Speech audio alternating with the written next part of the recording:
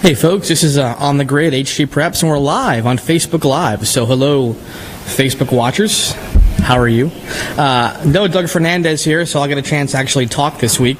This is the final week of spring training, so starting next week, Doug will be here, and he'll do a majority of the yapping, which is what Doug does.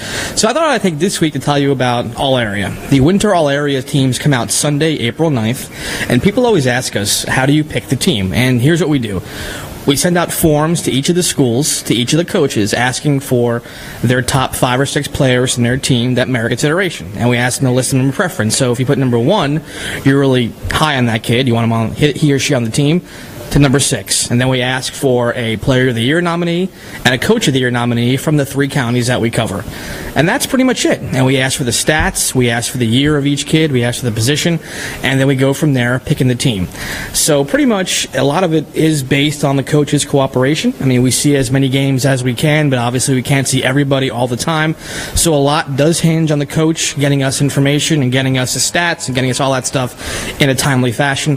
But then we pick the teams. And we do take coach's opinion very heavily. We take our opinions very heavily, and then we come out with all-area teams. And I've been doing this for a long time, and I'll tell you, there's never been an all-area team that satisfies every parent, coach, or player. So I'm certain next Sunday when you get your Herald-Tribune and you see the winter all-area teams, some of you might be upset or disagree. Let's be honest, that's part of the fun. I mean, if everyone agreed with our teams, would be the point, right? And also, too, I will say this, that it never gets personal. We've never, ever picked a kid or didn't pick a kid based on how many times the parents emailed us, how many times the kids emailed us. It's never about that. We simply pick the best kids that we believe for each of the sports. Winter, as you know, is basketball, soccer, wrestling, and weightlifting. So we put together teams for those sports.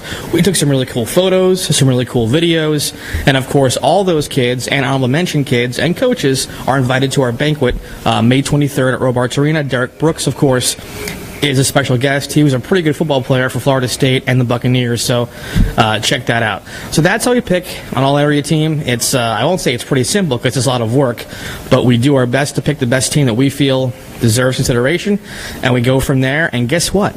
Pretty soon, we'll pick in the spring all-area teams. So hard to believe the prep year is almost over, but it is. So again, April 9th, Sunday, Best of HG Preps, the winter edition, soccer, basketball, wrestling, and weightlifting. All the kids who are first team and honorable mention will be in that paper. We're going to have videos, pictures, cool little cartoon things. It'll be a lot of fun. So check it out. So again, next week, Doug Fernandez will be back. On the Grid will be back in full force. But for this week, I'm John Lembo signing off. Goodbye, and goodbye, Facebook.